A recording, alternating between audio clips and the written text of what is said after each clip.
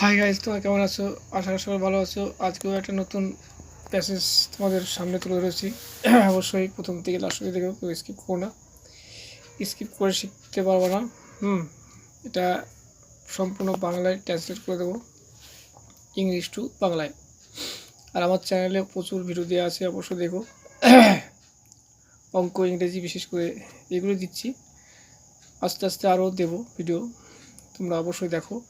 আর কীভাবে ট্রান্সলেট করছি অবশ্যই তোমরা ভিডিওটা দেখো। এখানে নতুন নতুন ওয়ার্ড পাবা, অবশ্যই সেগুলো তোমরা মনে রাখার চিন্তা করবা, ঠিক আছে? দেখো, এখানে প্রশ্নের অ্যান্সার আমি দেবো না, শুধু প্যাসেজটা মানে করে দেবো। দেখো, Usha retired from athletics. Usha হচ্ছে খেলা থেকে অবসর নিয়েছে।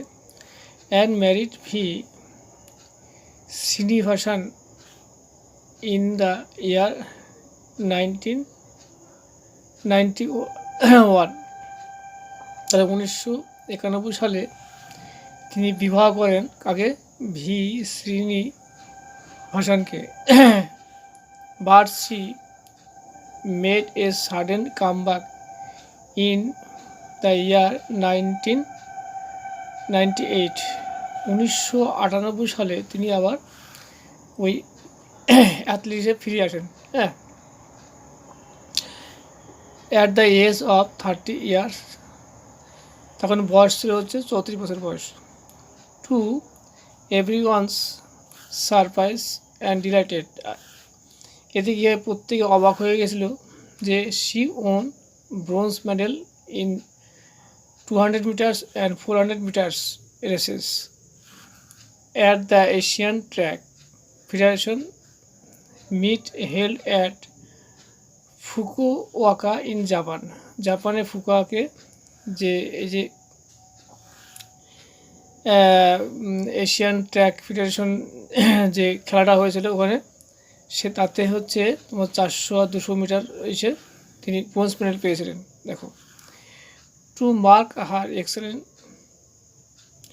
Services to the nation, PT Usha was honoured with Arjun award in the year 1983 and the Padma Shri Award in the 1985। দেখো, তার এই যে চমৎকার প্রদর্শনের জন্য পিটি উষাকে কী দেওয়া হয়েছিল? অর্জুন পুরস্কার দেওয়া হয়েছিল 1983 সালে, আর পদ্মশ্রী দেওয়া হয়েছিল তোমার 1985 সালে। দেখো, তাহলে অনেক আগের দিনের ঘটনা, সেটাই কিন্তু এখানে তুলে ধরা হয়েছে।